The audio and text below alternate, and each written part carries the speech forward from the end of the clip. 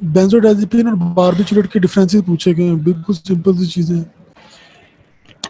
देख लें, आप कहते तो मैं रिपीट करते की मैंने लगा दिया आप लोगों के सामने जो है।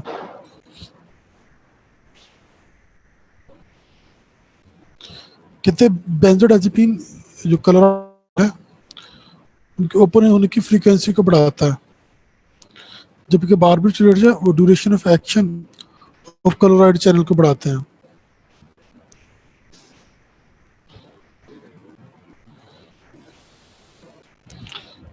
बेंजोडाइजेपिन जो है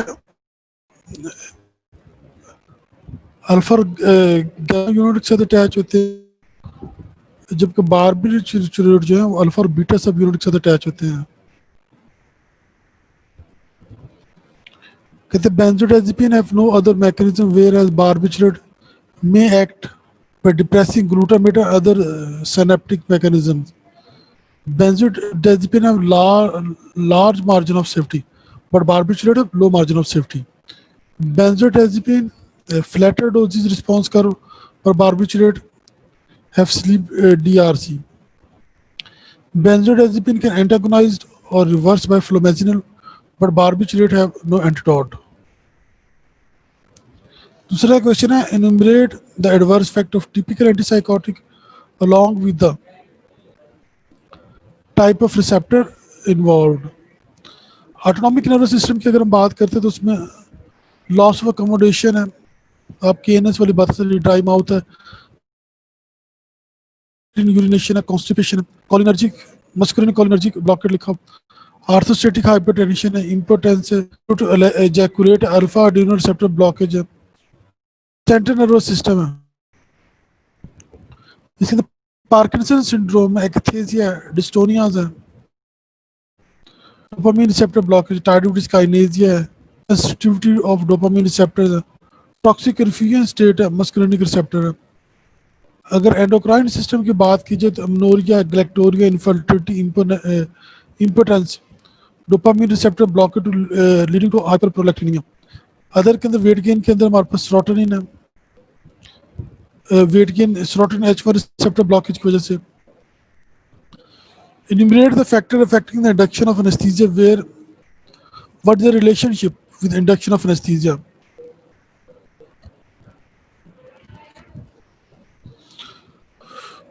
Solubility के ब्रैकेट में लिखा हुआ इन्वर्स है, the more rapidly a drug equilibrate with the blood, the more quickly the drug passes into the brain and produces anesthetic effect.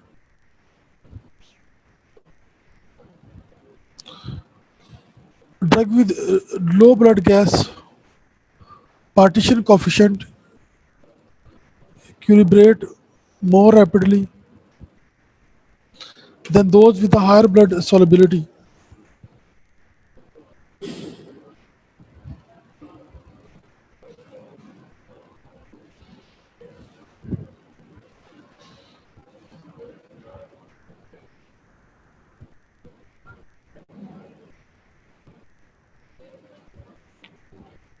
Inspired gas partial pressure direct relationship.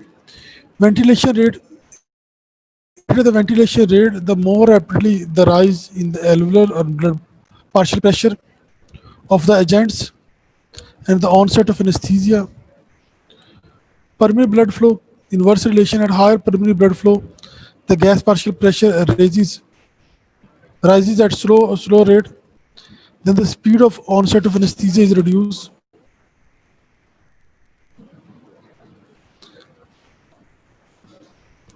At low flow rates, onset is faster. Inverse की बात हो रही सारी अब.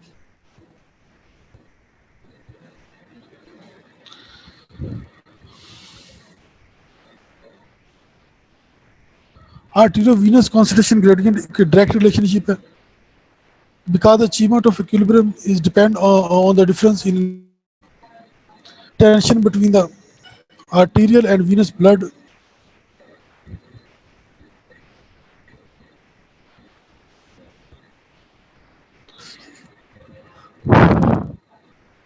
Achievement of equilibrium depend on the difference between the anesthetic tension of arterial and venous blood.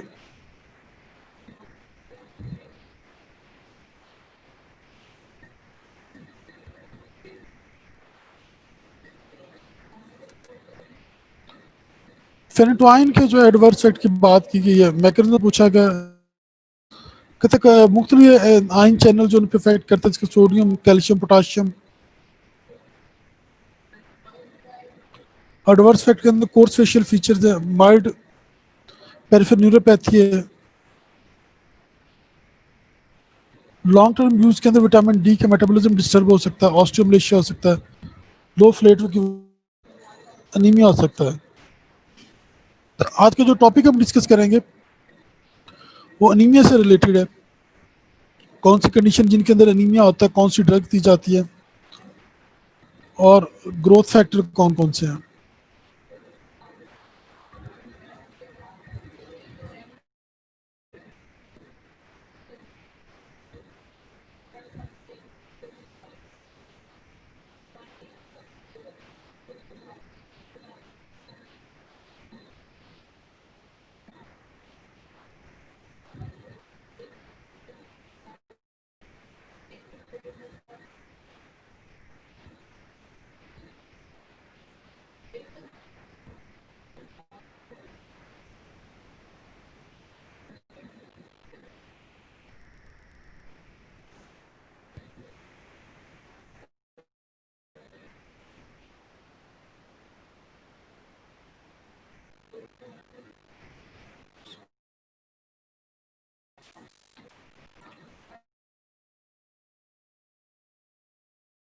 इसके अंदर anaemia और हीमोपेटिक growth factor जो उनके बारे में वन बाय वन डिस्कशन करेंगे।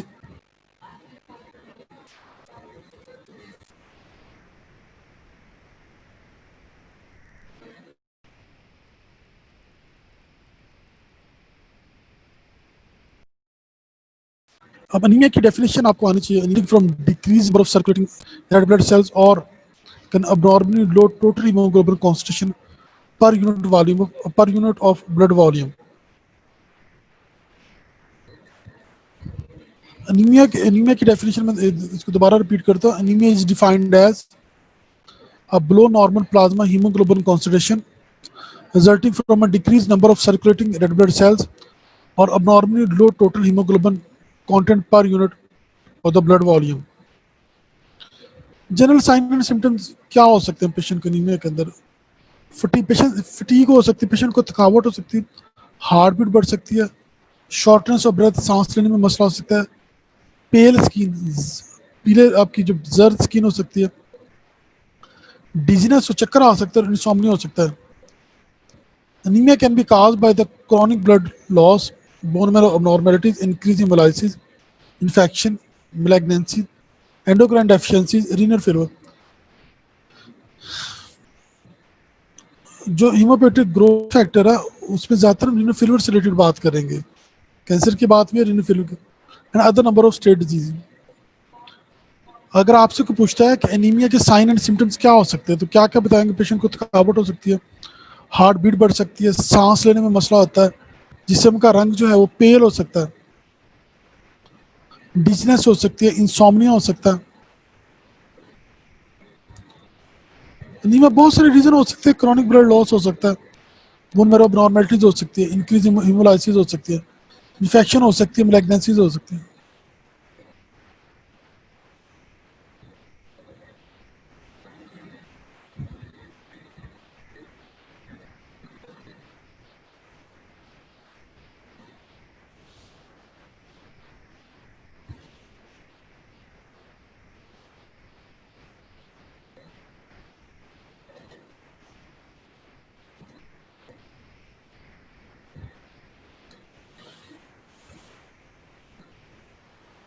बेटा एनीमिया के साइन एंड सिम्टम्स क्या होती है? कॉमन बातें हैं। कोई पेशेंट आ जाए, कोई फैमिली में एनीमिया का पूछ लेता, तो आपको बेसिक तो पता हो। बात है कि एचबी के लेवल डाउन होंगे, काउंट कम होगा, एनीमिया है।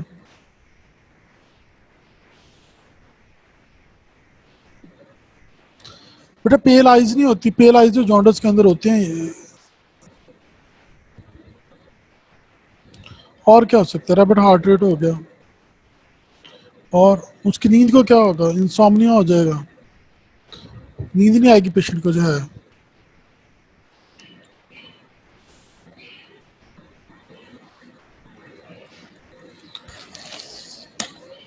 नंबर ऑफ डिजीजेज जिनकी वजह से एनीमिया हो सकता है, क्रॉनिक ब्लड लॉस की वजह से हो सकता है, बोन मैरो नॉर्मेलिटी की वजह से हो सकता है, इंक्रीज हीमोलाइसिस की वजह से हो सकता है, इन्फेक्शन की वजह से होता है, मैलिग्नेंसी की वजह से हो सकता है, एंडोक्राइन डेफिशिएंसी की वजह से हो सकता है, रीनल फेलियर की वजह से हो सकता है।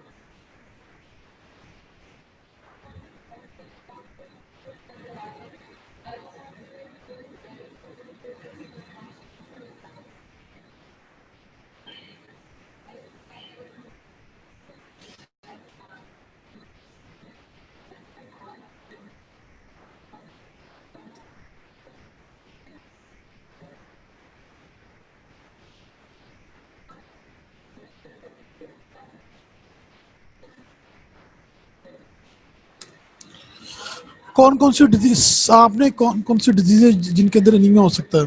बेटा रीनल फेलियर को नहीं भूलना, यहाँ पे ज़्यादातर बात रीनल फेलियर और मैलिग्नेंसी से रिलेटेड की जाएगी। स्टार्ट के अंदर आयरन डेफिशिएंसी एनीमिया।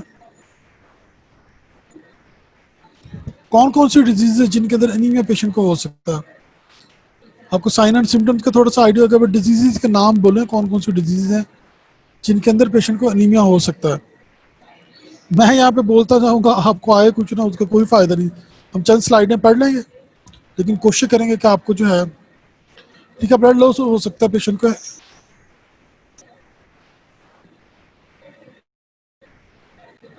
और रीजनल फेलियर की पेशेंट को एनीमिया हो सकता है।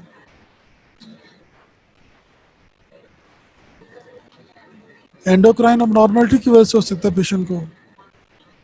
ओके, बोन मैरो डिसफंक्शन की वजह से हो सकता है, और मैलिग्नेंसी को कैंसर वगैरह की वजह से पेशेंट को हो सकता है। और चल, थोड़ा बहुत तो गो थ्रू हुआ आप लोग।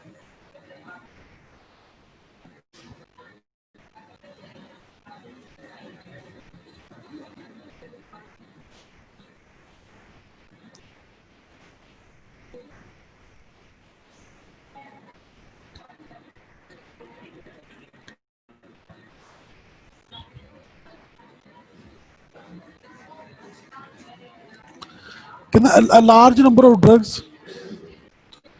causes toxic factor in the blood cells, hemoglobin production, or erythropoietin organs, which in turn may cause anemia. तो बहुत से ड्रग्स भी anemia cause कर सकती हैं। Nutritional anemias are caused by the dietary deficiency of substances such as iron, folic acid और vitamin B12.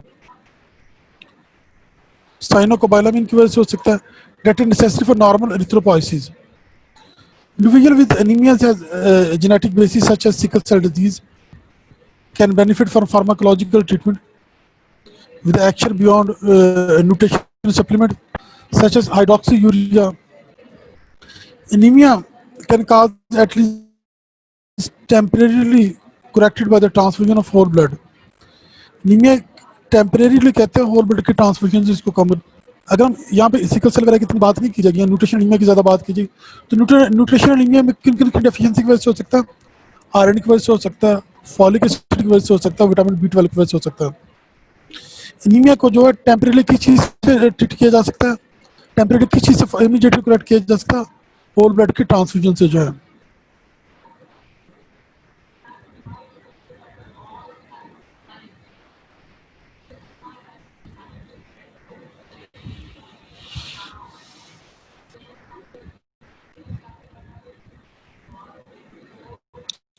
बेटा arthritis की वजह से नहीं होता।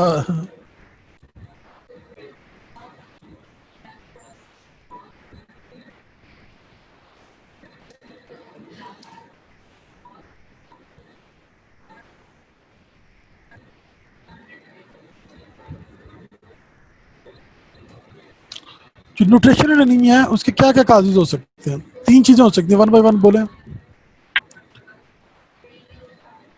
पेशेंट को आयरन डेफिशिएंसी हो सकती है, फॉलिक एसिड की डेफिशिएंसी हो सकती है, B12 की डेफिशिएंसी हो सकती है, और और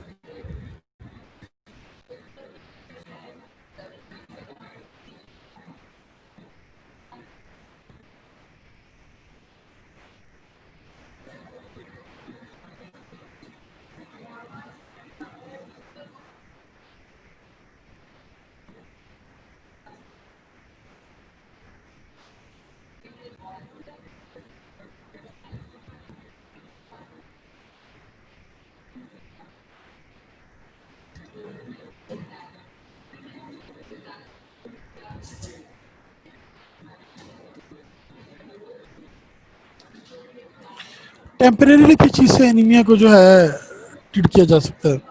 अगर आप इमीडिएटली या टेम्परेरी तौर पे एनीमिया को ट्रीट कर सकते हो तो क्या चीज़ पेशेंट को इंजेक्ट करते हैं?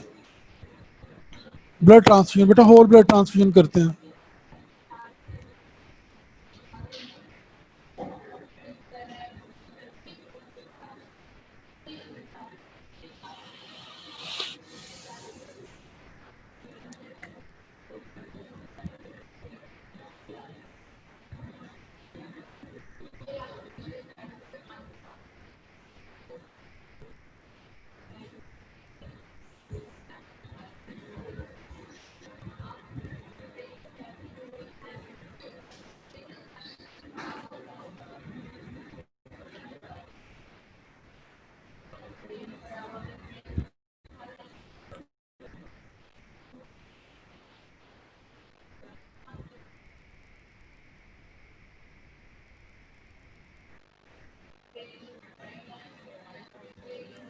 आयरन आपकी बॉडी में कहाँ कहाँ स्टोर हो सकता है?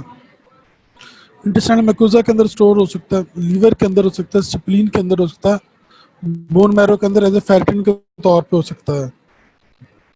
Until needed by the body, iron is delivered to the marrow for the hemoglobin production by the transport protein, namely as transferrin.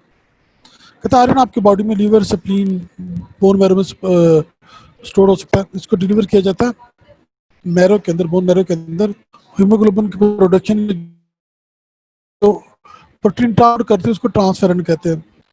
Iron deficiency result from acute और क्रॉनिक ब्लड लॉस हो सकता है from insufficient intake during the periods of फ्रैक्चुलेटेड growth in the children. बच्चे जब growth बढ़ रहे हैं, अगर उनके अंदर जरूरत से कम आयरन जा रहा हो डाइट के अंदर, आयरन डेफिशिएंसी, हैवी मेंस्ट्रुएटिंग और द प्रेग्नेंट वुमेन और फीमेल जिनको बहुत ज़्यादा मेंसेस आ रहे हैं, ये प्रेगनेंसी, उनके अंदर आयरन डेफिशिएंसी हो सकती है। Iron deficiency result from negative iron balance due to depletion of the iron stores और inadequate culminating in the hypochronic microcytic anemia। Iron deficiency anaemia को क्या कहते हैं? Hypochromic microcytic anaemia, small cell RBCs होते हैं। आयरन डेफिशिएंसी एनीमिया को क्या कहते हैं? Hypochromic microcytic anaemia.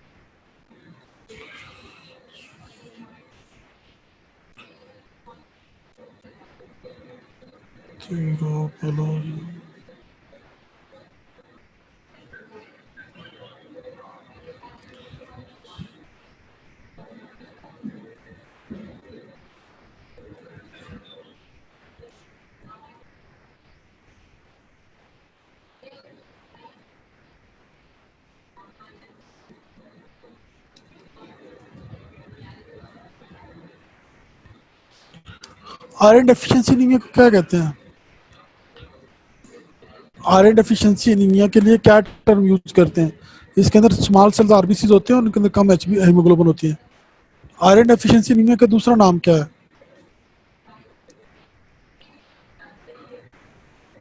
Iron deficiency anaemia का दूसरा नाम क्या है बेटा? हाइपोक्रोमिक, क्रॉनिक नहीं बेटा, सेंटेंस देखिए। Hypochromic microcytic anaemia, hypochromic microcytic. Hypo का मतलब कम है, उसके अंदर क्या नाम थे? एचबी कम है, micro mean small, due to low iron and smaller size red blood cells, hypochromic microcytic anemia। Hypochromic microcytic anaemia इसको कहते हैं।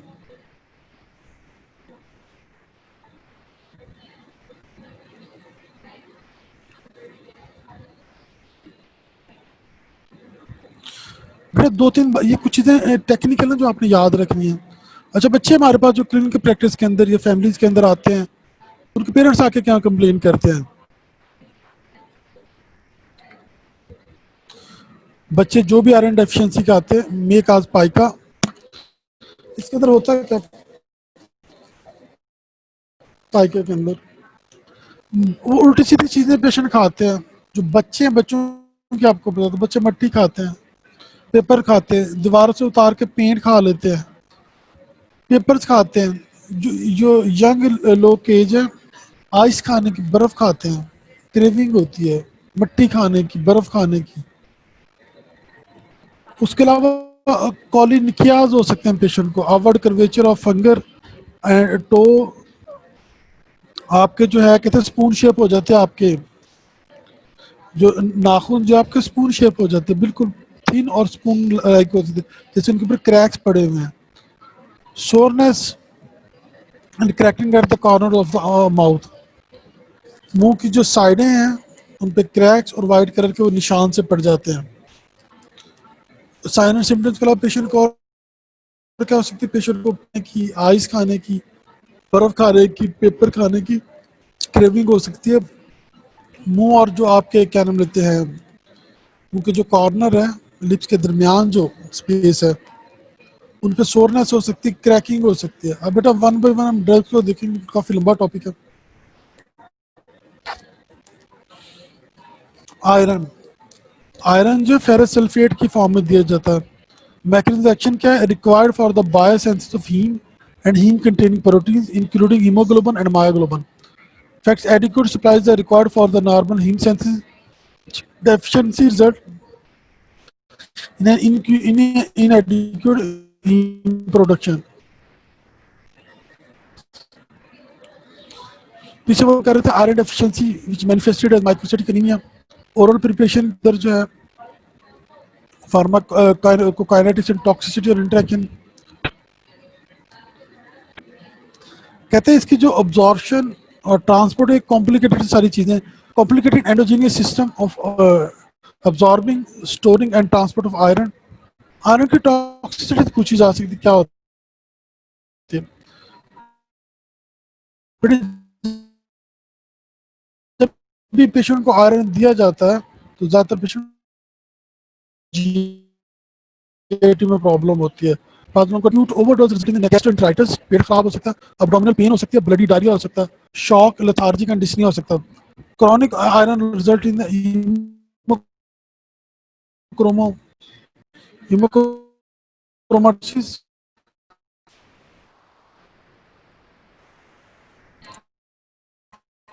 with damage of the heart, liver, pancreas and other organ failure and can occur in the death.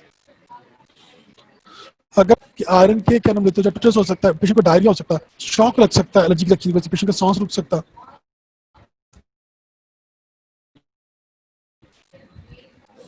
pancreas और other organ failure हो सकते हैं, patient death में जा सकता है।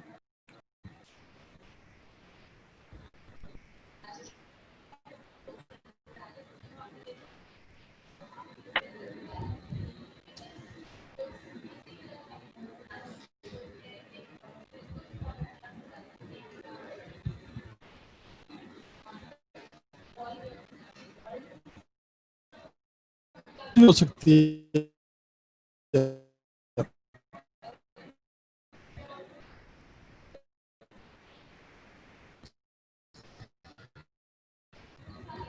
अगर पेशेंट को आप आयरन यूज करवा रहे हैं, फेरस सल्फेट यूज करवा रहे हैं, तो पेशेंट को क्या क्या टॉक्सिसिटी,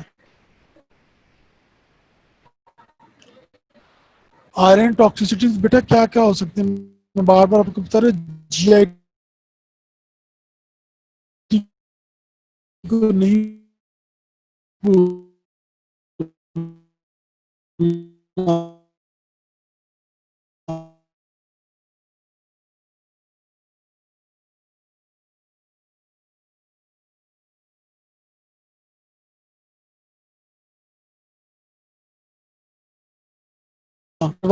जीआईटी से रिलेटेड कौन से जी से रिलेटेड एडवर्स इफेक्ट्स हैं,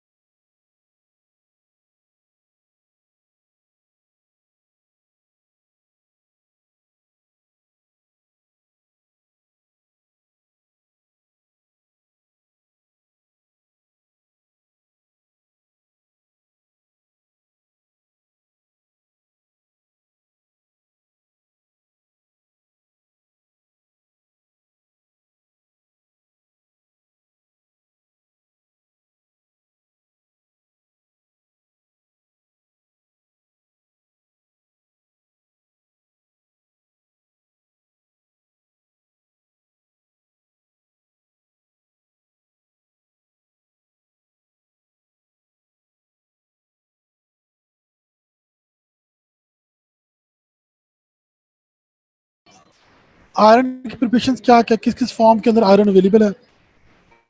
ओरल प्रिपरेशन की बात करते हैं, फिर पारेंटल की बात करते हैं।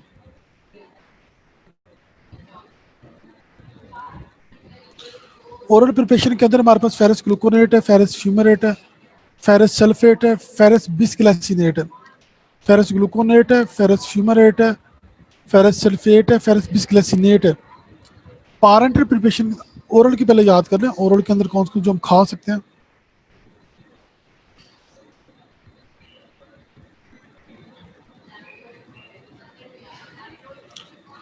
ओरल के अंदर हमारे पास फेरस, फेरस के वर्ड यूज हो रहे चारों के अंदर। फेरस ग्लूकोनेट है, फेरस फ्यूमरेट है, ferrous gluconate, ferrous fumarate, ferrous sulphate, ferrous bisglycinate. Ferrous gluconate, ferrous fumarate, ferrous sulphate, ferrous bisglycinate.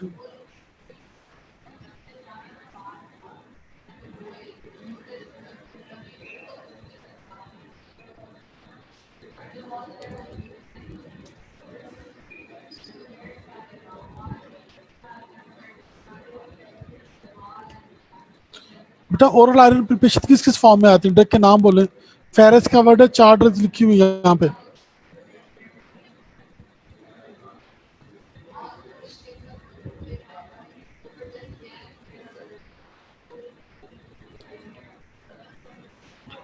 जी,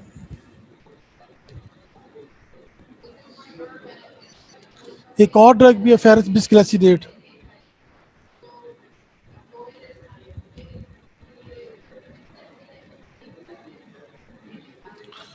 बेटा ये नाम पूछते हैं, बाकी आपको याद होते नहीं तो मुझे पता नहीं, नाम तो याद कर लें। फेरस ग्लूकोनेट है, फेरस फ्यूमरेट है, फेरस सल्फेट है, फेरस बिस्ग्लाइसिनेट है।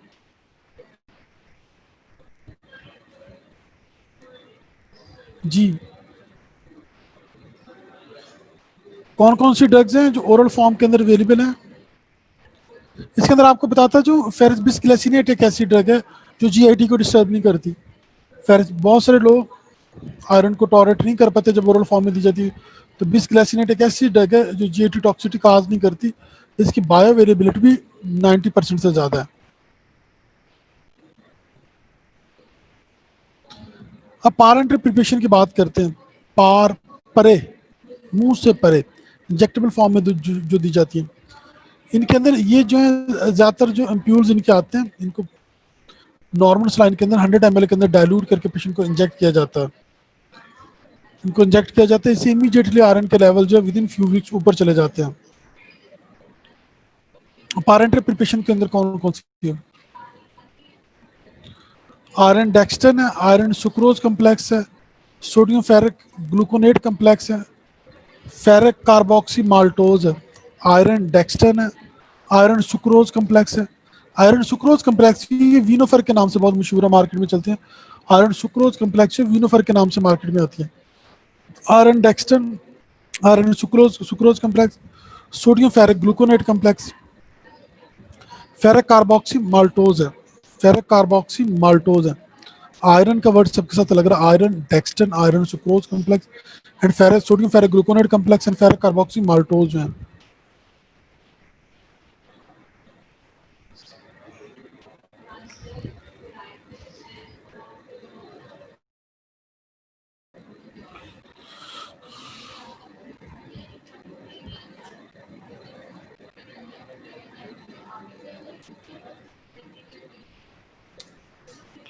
ओरल होगी और पारेंटल के अंदर कौन कौन सी ड्रग्स आ रही है बेटा, उनके साथ आयरन का वर्ड है।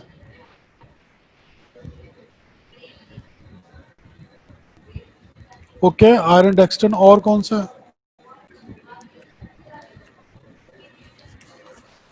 ओके, आयरन सुक्रोज कम्प्लेक्स, और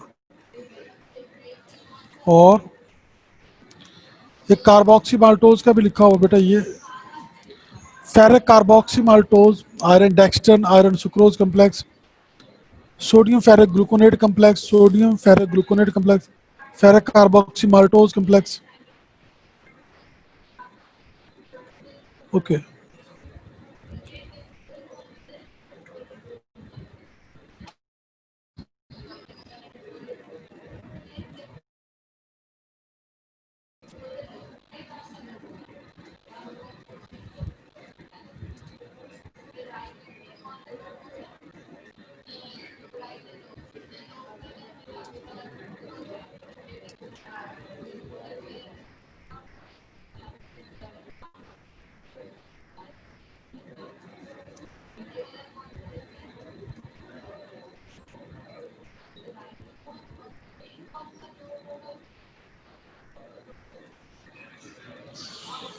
मैं दोबारा हम चीज़ों को रिपीट करते बेटा, ये एमबीबीएस के जो हमारे बच्चे आते हैं उनको उनके नाम भी एंड पे आ रहे होते हैं। आप बताएं ओरल फॉर्म में कौन कौन सी आयरन की प्रिपरेशन है और इंजेक्टेबल या पारेंटल की फॉर्म में कौन सी, दोबारा एक बार रिपीट करें ताकि पता चला आपको क्या पता चला। आयरन की प्रिपरेशन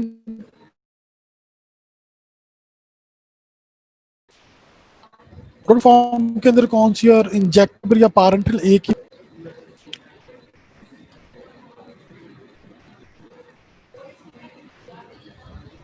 और ये तो ओरल होगी, बेटा लिखते जाएं, एक सीक्वेंस में ओरल वाली लिखें, दूसरे के अंदर जो है क्या नाम लेते हैं वो इंजेक्टेबल लिखें। याद कर लेंगे, याद हो जाएगा बाद में, किसी को क्या याद होना है। कल किसी ने देखी है, घंटे का लेक्चर है जी। एक्सीलेंट। और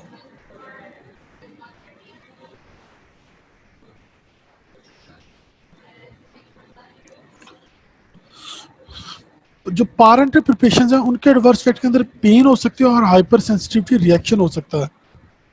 पारेंटल जो है ये इंजेक्टेबल फॉर्म के अंदर है, उनके एडवर्स इफेक्ट में क्या हो सकता है, पेन हो सकती है और हाइपर सेंसिटिविटी रिएक्शन हो सकता है।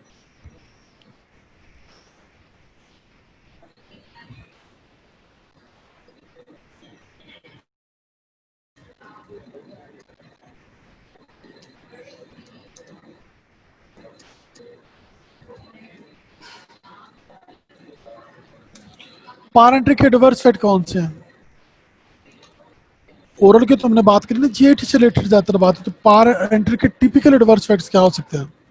और पेन होती है बेटा, एक दूसरी जो बात वो सबसे ज्यादा इंपॉर्टेंट है, हाइपर सेंसिटिविटी रिएक्शन।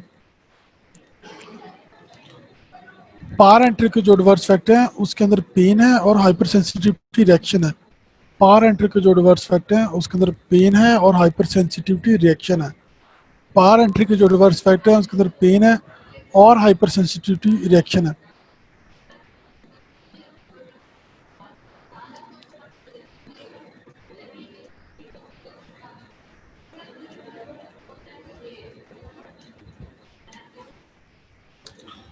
ओरल के एडवर्स इफेक्ट जो हमने देखे थे, बोले जीआईटी से रिलेटेड क्या क्या पेशेंट को प्रॉब्लम हो सकती है।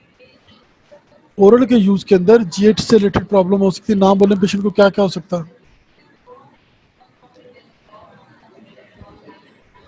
ओके, एब्डोमिनल पेन हो सकती है पेशेंट को, और गैस्ट ब्लडी डायरिया हो सकता है, और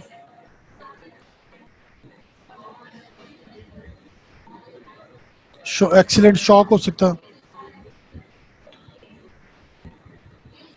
ठीक है बेटा, चले कुछ ना कुछ तो आपने पिक किया, एक्सीलेंट, आगे चलते हैं। मैंने कोशिश की है आपके जितनी बेटा स्लाइड हैं बिल्कुल शॉर्ट बनाई जाए, एटलीस्ट बीडीएस के अंदर आपको ड्रग के नाम बहुत अच्छी तरह आने चाहिए। नाम आते होंगे, कुछ ना कुछ लिख लेंगे पेपर में, एमसीक्यूज अटेम्प्ट्स हो जाएंगे।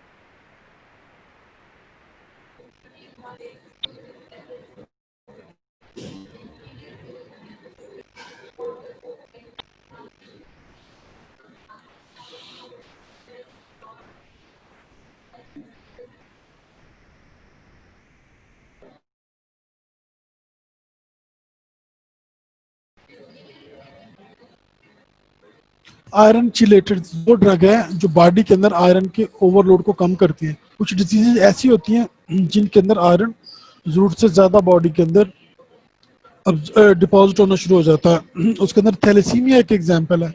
थैलेसीमिया के अंदर आरबीसी इतनी ज़्यादा मिकदार में ब्रेक डाउन होते हैं कि आपकी बॉडी के अंदर सीरम फेरेटिन के लेवल बहुत ज़्यादा ऊपर चले जाते हैं। तो उसी लेवल को बॉडी के अंदर आयरन के ओवरलोड को कम करने के लिए हीमोक्रोमाटोसिस का मतलब होता है बेटा आयरन ओवरलोड। हीमोक्रोमाटोसिस का मतलब होता है आयरन का ओवरलोड जो है। अगर किसी डिजीज की वजह से बॉडी के अंदर आयरन का लोड बढ़ रहा है, आपने सीरम फेरेटिन के लेवल करवाए, पेशेंट को अंडरलाइंग थैलेसीमिया या कोई और डिजीज है और फेरेटिन के लेवल बहुत ज़्यादा आ रहे हैं, अब उन फेरेटिन के लेवल या आयरन के लेवल को डाउन करने के लिए जो ड्रग दी जाती है उन्हें आयरन चिलेटर्स कहते हैं। आयरन चिलेटर के अंदर सबसे कॉमन ड्रग जो ऑक्सामीन है। आयरन चिलेटर के अंदर कौन सी ड्रग यूज होती है as iron chelator? Deferoxamine.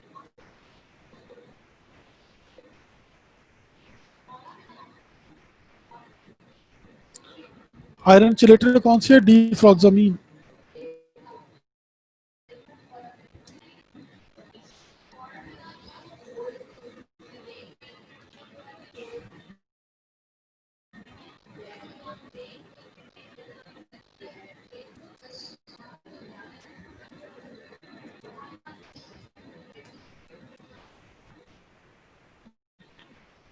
Iron का नाम बोले, आयरन चिलेटेड ड्रग्स का नाम बोले जो आयरन के ओवरलोड को बॉडी के अंदर कम करती है। अगर किसी डिजीज की वजह से आयरन का ओवरलोड हो गया या किसी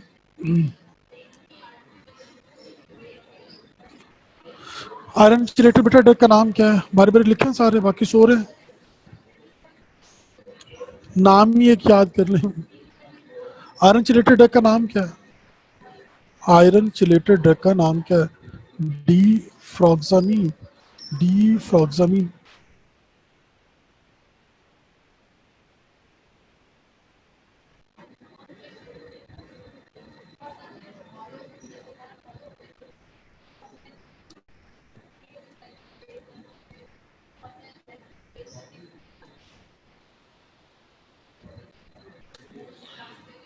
हीमोक्रोमाटोसिस का क्या मतलब बेटा? बार बार यहाँ पे ये टर्म यूज हो रही है। हीमोक्रोमाटोसिस का क्या मतलब है?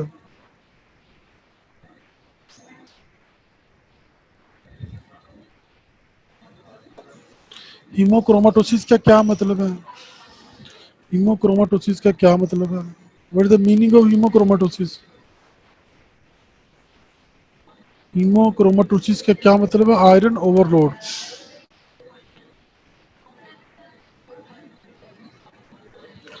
अच्छा, मैकेनिज्म एक्शन क्या आयरन चिलेट चलो deferoxamine chelates iron excess, iron की जो एक्सेस उसको कम कर देंगे। Reduce toxicities associated with acute और chronic iron overload. Clinical application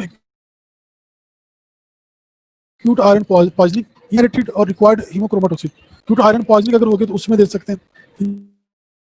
inherited अगर कोई डिजीज है जिसमें हीमोक्रोमाटोसिस हो रही है या एक्वायर्ड हो रही है तो उसके अंदर दे सकते हैं।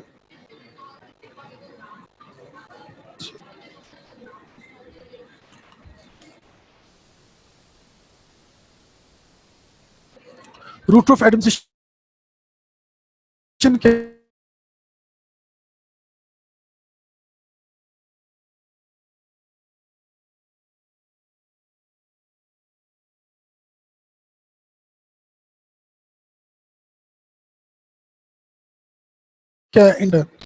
इसकी टॉक्सिसिटी डिफ्रॉक्सामिन की क्या हो सकती है? जब आईवी में एडमिनिस्ट्रेशन में न्यूरोटॉक्सिस हाइपरटेंशन हो, न्यूरोटॉक्सिसिटी हो सकती है और सर्टेन इन्फेक्शन हो सकती है। हाइपरटेंशन हो सकती है, न्यूरोटॉक्सिसिटी। डिफ्रॉक्सामिन के एडवर्स इफेक्ट क्या है? हाइपरटेंशन हो सकती है, न्यूरोटॉक्सिसिटी हो सकती है और सर्टेन इन्फेक्शन हो सकती है।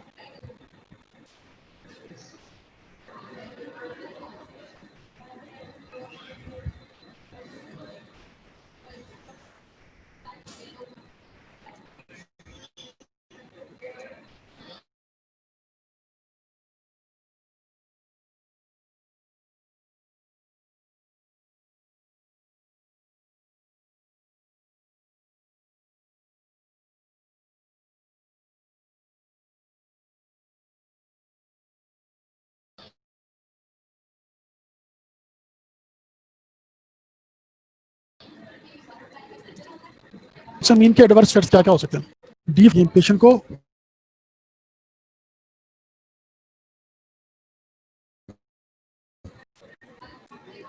हाइपरटेंशन हो सकती है, पेशेंट को न्यूरोटॉक्सिसिटी हो सकती है, हाइपरटेंशन हो सकती है, न्यूरोटॉक्सिसिटी हो सकती है, और सर्टेन इन्फेक्शन हो सकते हैं लॉन्ग टर्म के अंदर यूज किया जाए।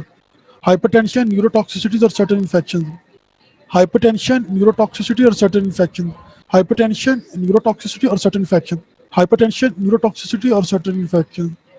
हाइपरटेंशन हो सकती है, न्यूरोटॉक्सिसिटी हो सकती है, और पेशेंट को सर्टेन इन्फेक्ट है।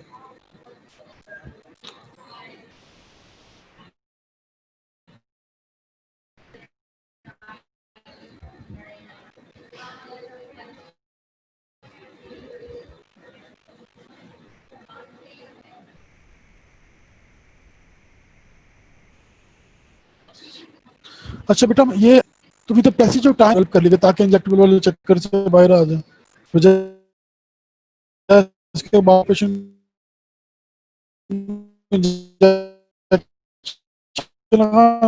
ओरल दे जो है डी फेरिपिरॉन, डी फेरिपीडी है, डी फ्रॉक्सामिन के साथ डी है, इनके साथ भी deferasirox, deferiprone, deferiprone. Oral iron chelators कौन कौन से हैं? हमने पहले इंजेक्टेबल की बात की, अब ओरल की करते हैं।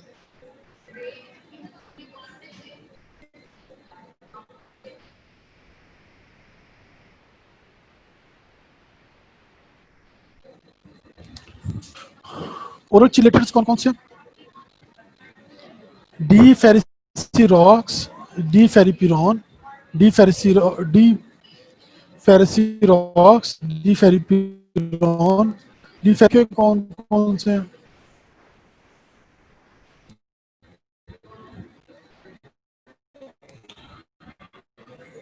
ओरल आयरन चिलेटर्स कौन कौन से हैं?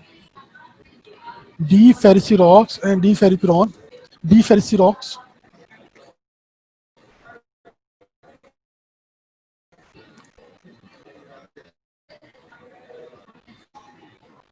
Orally administered iron chelators for the treatment of hemochromatosis.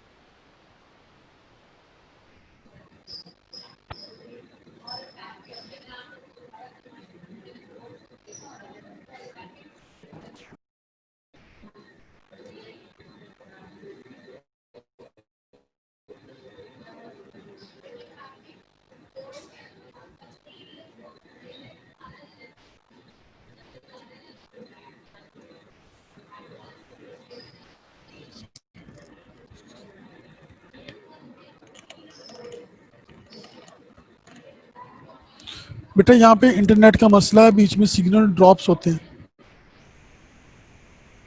ये तो कॉलेज को चाहिए कि हमें बेहतर इंटरनेट लगाएं, बीच में सिग्नल ड्रॉप्स होते हैं जिसकी वजह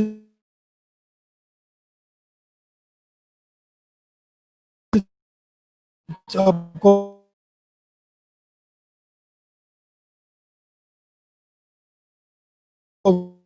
वरना मैं तो बार बार कंटिन्यूसली चीज़ों को रिपीट कर रहा हूँ।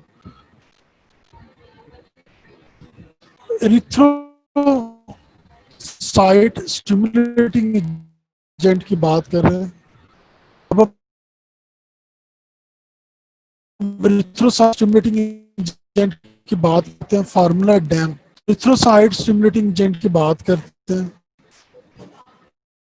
हम एरिथ्रोसाइट स्टिमुलेटिंग की बात करते हैं, एजेंट जो है बॉडी के अंदर erythrocyte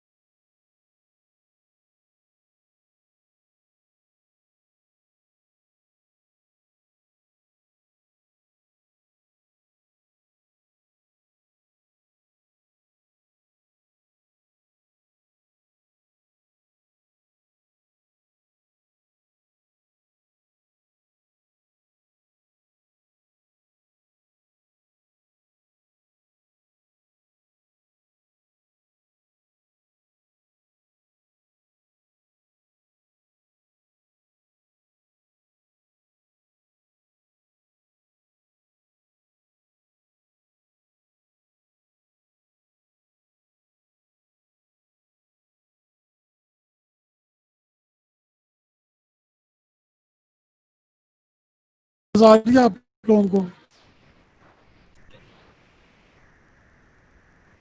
can you listen me now? बेटा आप बोल रहे हैं, आवाज आ रही ताकि मैं आगे कंटिन्यू करूं, बीच में हर 1 मिनट के बाद वो डिस्कनेक्ट हो रहा है।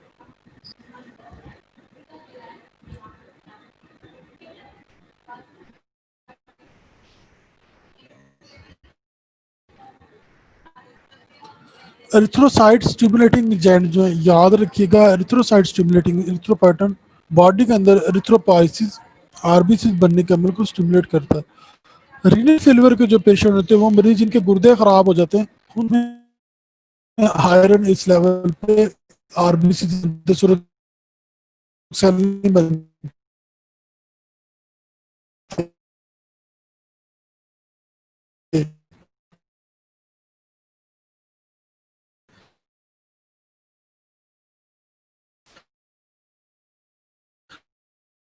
आप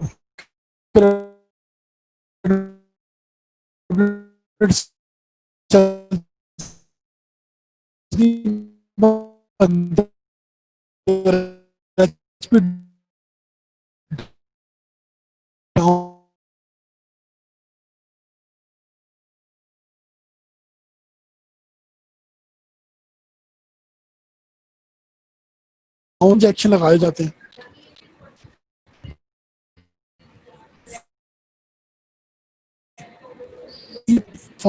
ई पॉइटन अल्फा मिथॉक्सी पॉलीथाइलिन ग्लाइक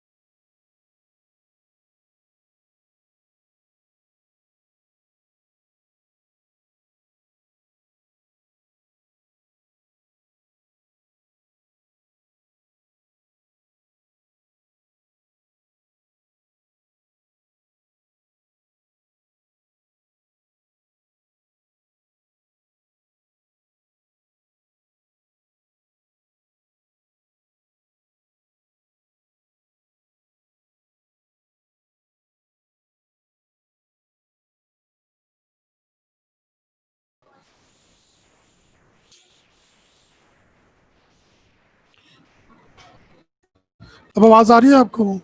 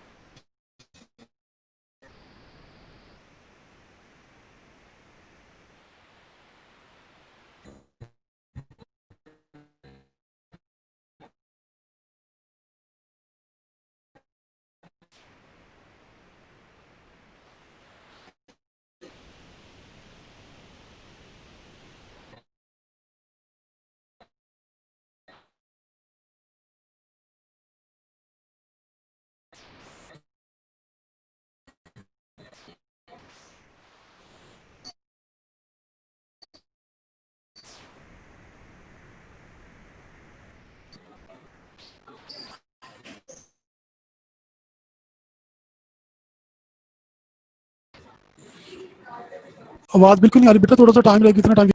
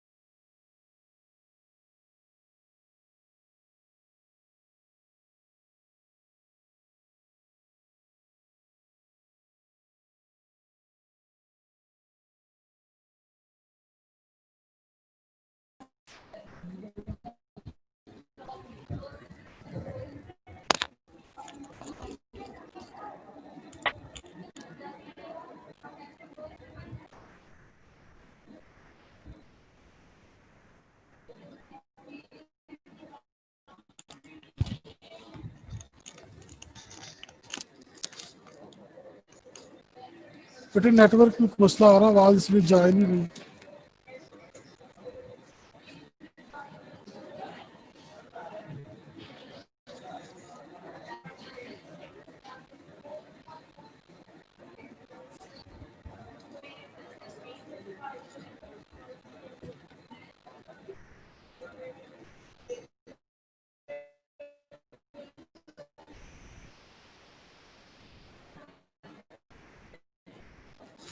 अब आ रही है आवाज़? बेटे नेटवर्क में मसला है, थोड़ी देर डिस्कनेक्ट हो रहे हैं।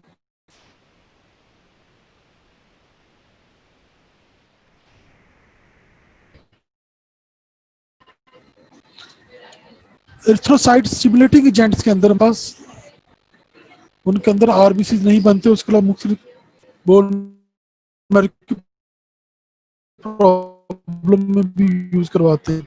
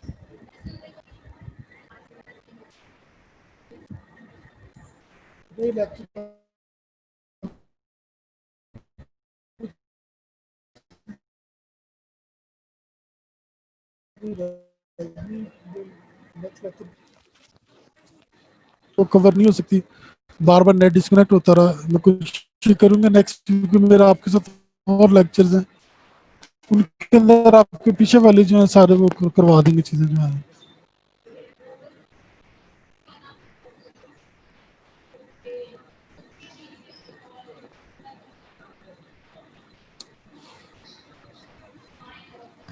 बस ठीक है, वो बंद कर दो, नेक्स्ट वीक में मैं करवा दूंगा।